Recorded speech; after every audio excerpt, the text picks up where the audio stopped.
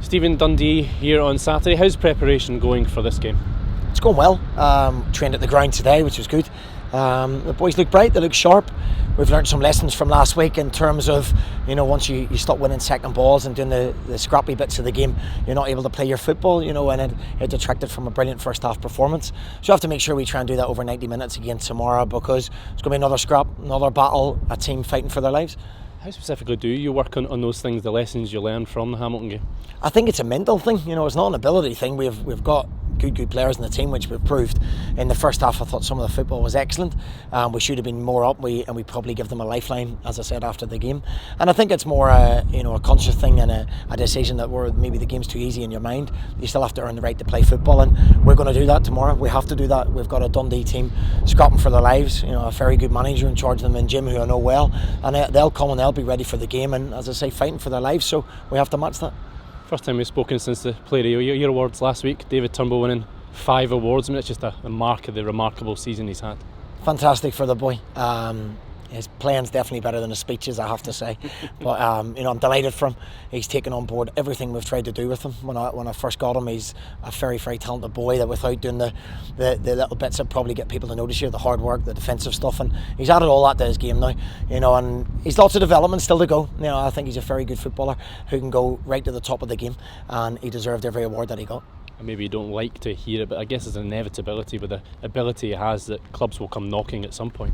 They will at some point. I think David will play at the top level. He's a player that people are talking about already. But if I look around and I see some of the players in Scotland who have gone for big money, if I look at John McGinn, who I think's a top footballer, one of the best young boys in Scotland last season, we'll be looking good money for David. We deserve that.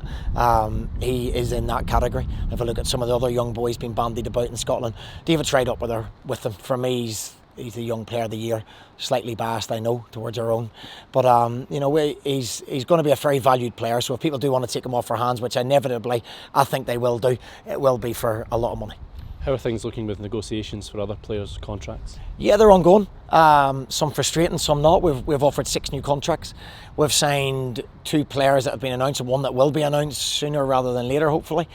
I hear a few rumours that we're offering people less money. We've offered 1 player less money based on appearances, 2 the exact same money, and 3 very much improved contracts.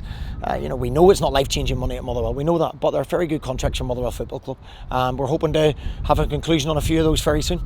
And just quickly back to the game against Dundee, I mean, it's an absolute must-win game for them. Does that make them a more dangerous animal than normal? I think they can be a little bit more cavalier than normal. You've seen Hamilton second half, nothing to lose.